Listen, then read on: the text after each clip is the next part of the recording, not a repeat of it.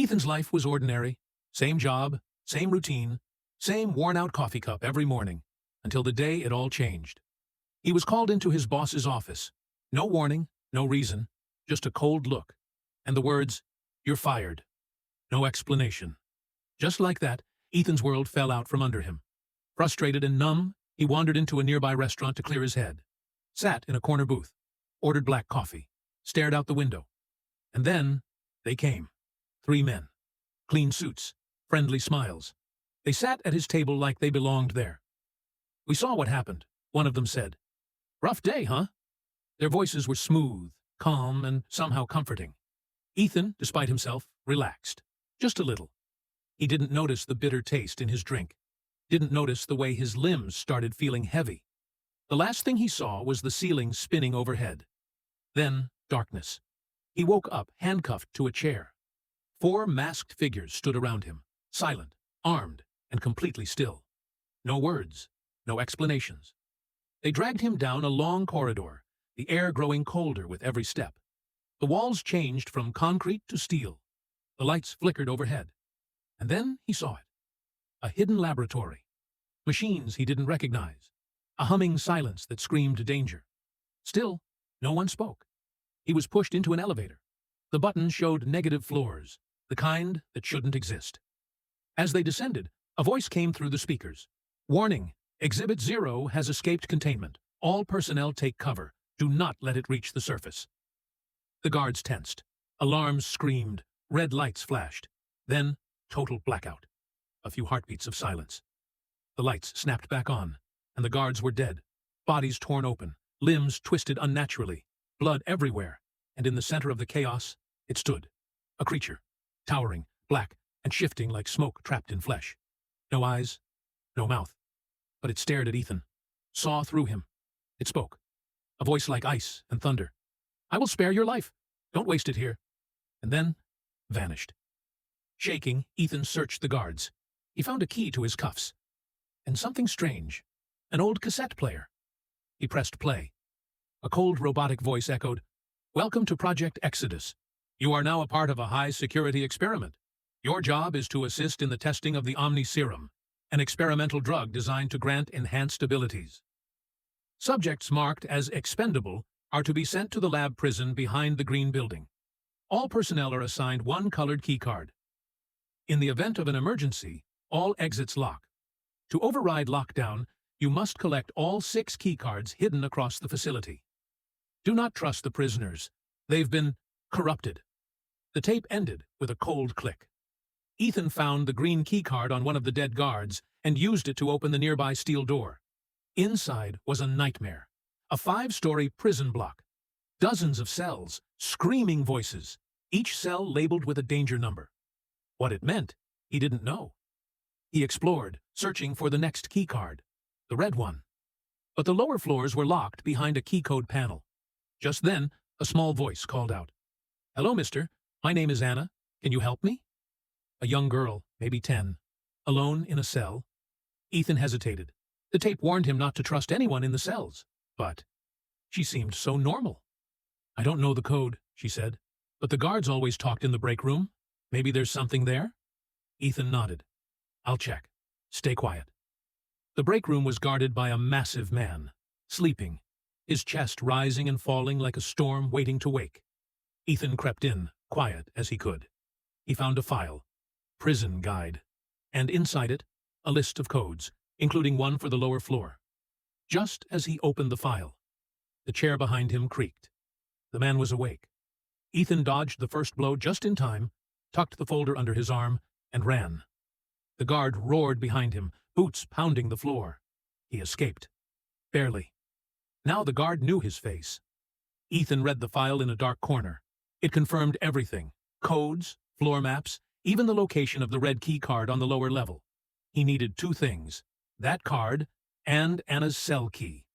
Both were with the guard, so he went back. He followed the man's patrol from above, tracked his steps. Then, in a moment of silence, he dropped behind him, swiped the key ring, and ran. But the guard was faster than expected. The baton slammed into Ethan's ribs. Sharp pain. Breathless. But he didn't let go. Limping and bleeding, he made it to Anna's cell, unlocked the door. "You came back," she whispered. "I said I would." He handed her the code, and together they opened the gate to the lower floor. But the alarms were already wailing. The guards were coming. The lower level was worse, cold, wet, flickering lights. Blood smeared across the walls. They searched, until they found the red keycard, inside a locked office. Ethan opened the door, grabbed the card, and pain exploded in the back of his skull. He dropped. The world spun. Above him stood Anna, no longer innocent, no longer small. "I lied," she said, her voice cold and sharp. "I'm not a little girl. I needed your help getting this far." She took both the green and red keycards from his jacket. "You did good, Ethan. Thanks for playing." Then she was gone. Ethan lay bleeding on the floor. He remembered the file, serum, healing, dangerous, mutagenic, but effective. He crawled to the security room, forced the door open, and found the fridge. Inside, glowing vials. 2 left. He injected one into his arm. Agony, searing pain. Then, power. His wounds closed, his vision cleared, his body felt lighter, faster, stronger, but something else woke up inside him, something not quite human. Still, he smiled through the pain. Anna made a mistake. She left him alive. Ethan woke up gasping. His veins felt like fire. His eyes burned under the flickering fluorescent lights. But he was alive, and stronger than before. The serum was changing him, fast.